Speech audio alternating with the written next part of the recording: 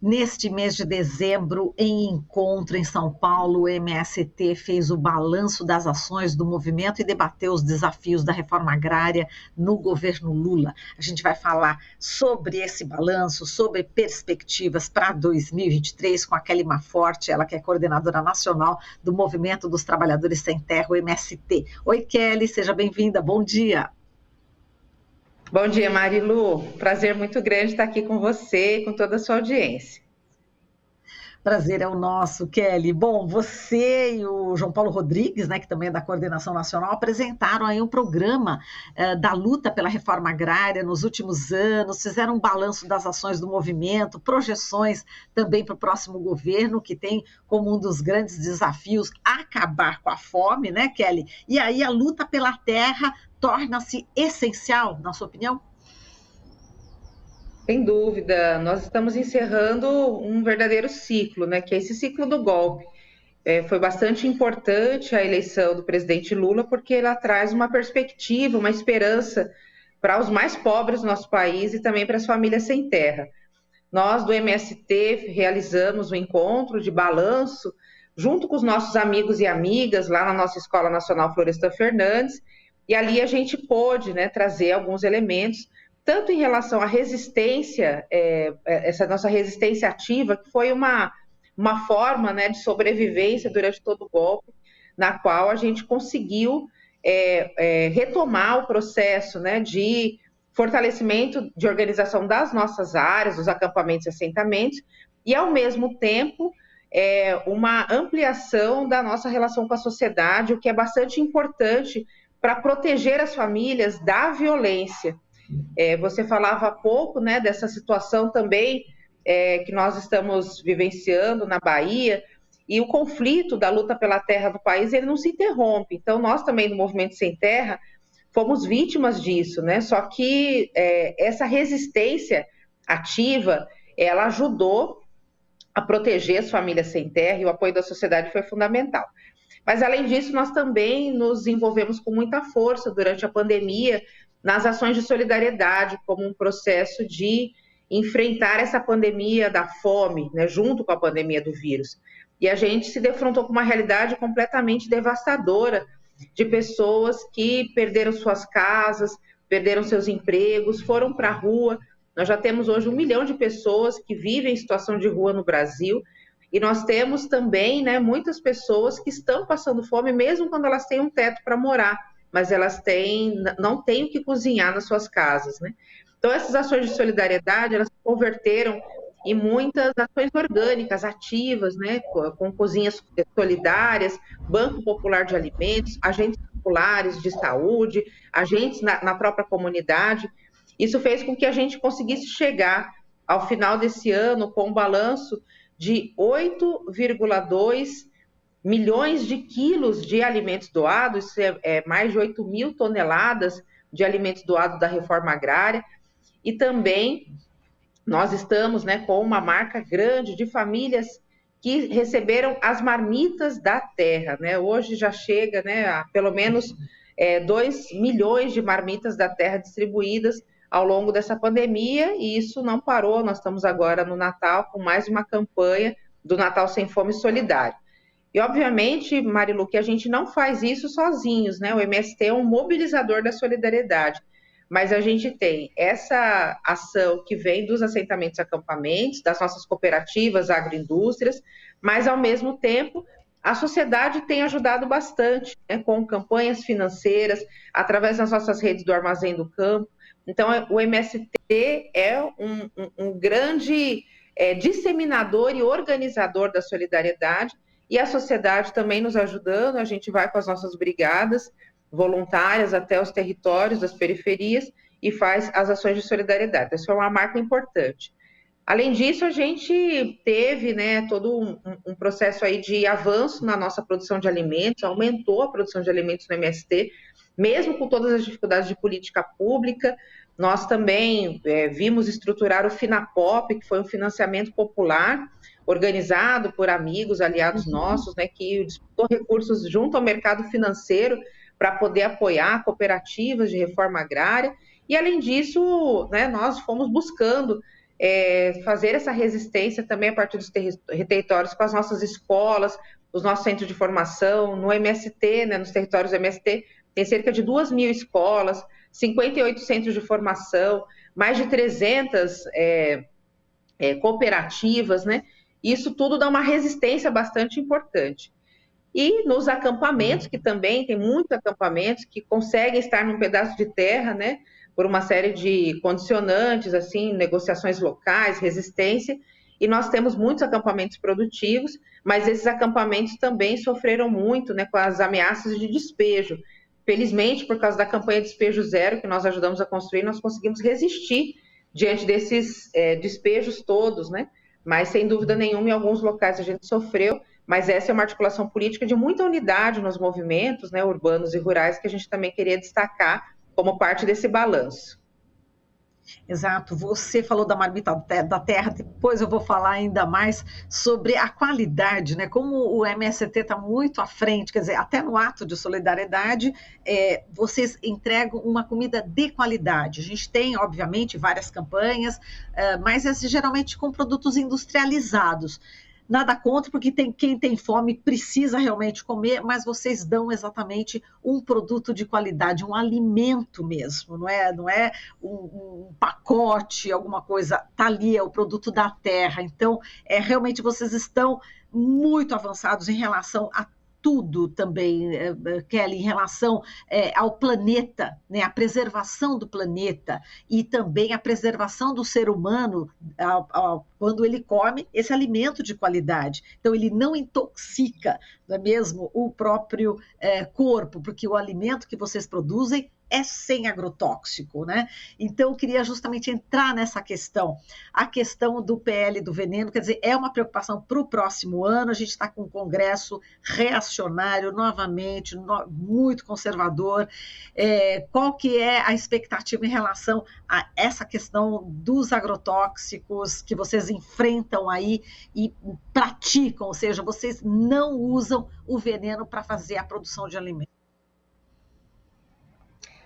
Olha, Marilu, a luta pelo direito à alimentação e uma alimentação saudável é o próximo desafio que nós temos daqui para frente, né? Porque esse alimento ele tem que ser fruto de uma relação social, de uma terra dividida, de uma terra com reforma agrária, uma terra que não seja somente para a produção de commodities agrícolas, para exploração mineral, uma terra sem trabalho escravo. Então, esse alimento ele tem que ser portador de uma mensagem, de uma relação social livre e justa.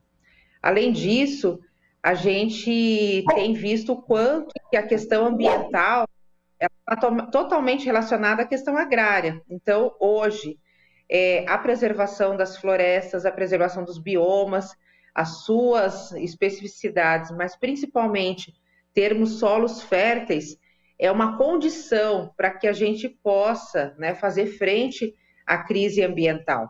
E quem faz esse processo de preservação ambiental, de convivência, equilíbrio com a natureza, são justamente os povos do campo, das águas, das florestas.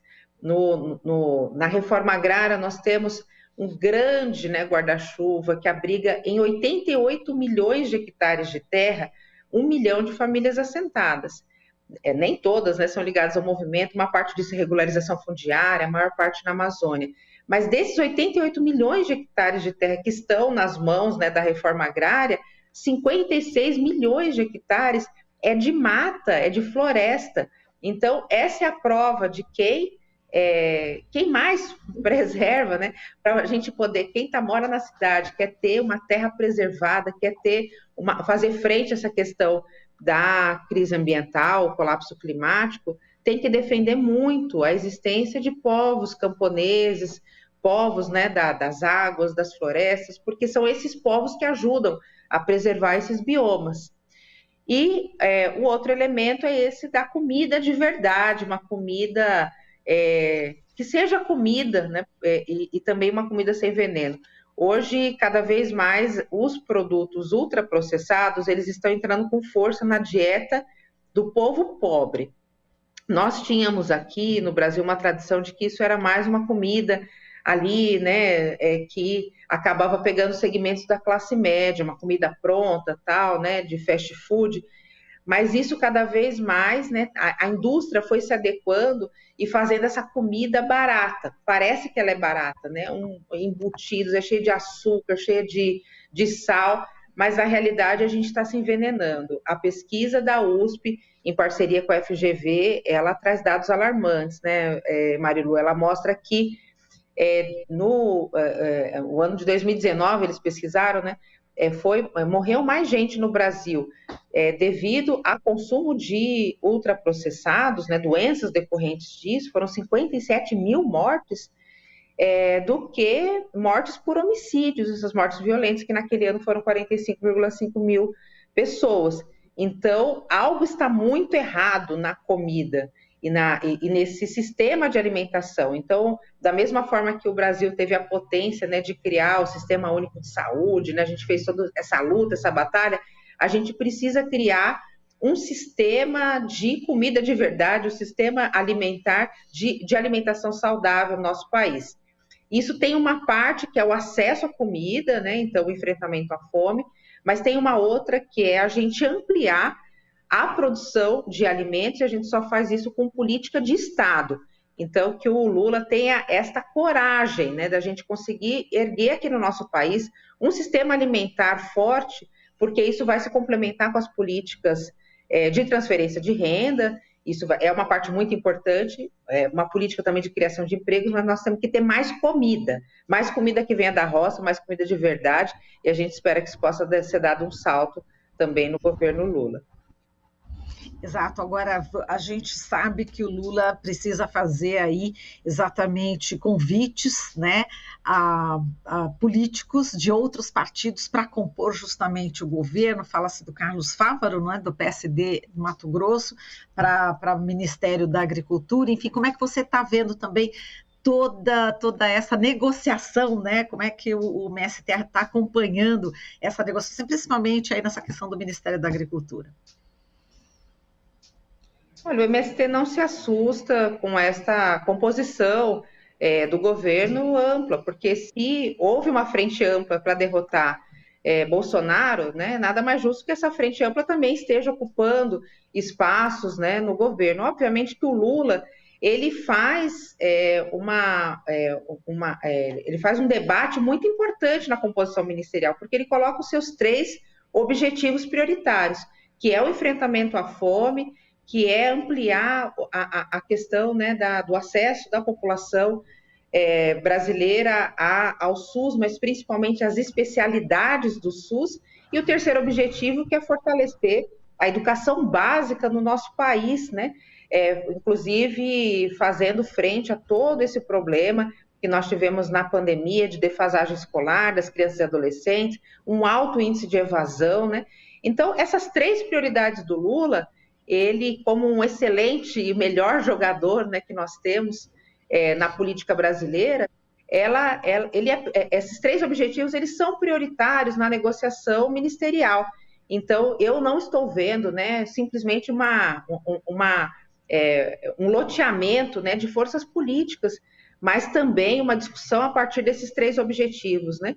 Então, acho que a sociedade brasileira confiou no Lula, né, confiou a ele esta capacidade de liderança, né? Obviamente que muitas coisas não vão se resolver no governo, né? São as lutas concretas, é a mobilização popular, e vai ajudar, inclusive, também a ditar, né, os rumos em relação às prioridades do governo, mas obviamente que nós temos muita confiança no presidente Lula, toda a sua habilidade política na composição ministerial, e o Ministério da Agricultura já existe há muito tempo, né? Esperamos que não seja feita uma guerra ideológica ali e que haja muito espaço para a agricultura familiar. Recebemos com muita alegria a recriação do Ministério do Desenvolvimento Agrário, estamos às vésperas, né, da indicação também de quem estará à frente dessa pasta. Então, vamos para frente, porque temos grandes desafios aí de aumentar muito a produção de comida no nosso país. Certo, Kelly, a gente está com o tempo esgotado, mas vou aproveitar aqui a sua presença para falar de uma notícia, né, que eu li no UOL, do colunista Carlos Madeiro, onde ataques estão sendo feitos na comunidade do Cupim, em Corrantina, no oeste baiano, de novo, aqui a Bahia sendo vítima, né, os mais humildes. Então, são pessoas que estão ali há muitos e muitos anos, uma disputa por terra já histórica, a gente sabe que não está ligado ao MST, mas realmente é muito comovente, enfim, é horrível, porque eles estão matando animais, né? Estão matando animais, estão incendiando ranchos, né? Ali nessa comunidade do Cupim. Se você quiser dar uma palavrinha aqui no final, só porque por conta dessa tragédia também que a gente está vivendo, né? Enfim, essa violência no campo, né, Kelly? Quero expressar toda a minha solidariedade, Marilu, e agradeço por você ter trazido aqui esse assunto. Quero expressar a solidariedade do MST a essas comunidades que estão sofrendo com esta violência que é de bandidos. Bandidos tanto do agronegócio, mas também vinculados à especulação imobiliária e à indústria do turismo, que não querem respeitar regras e a lei básica do nosso país.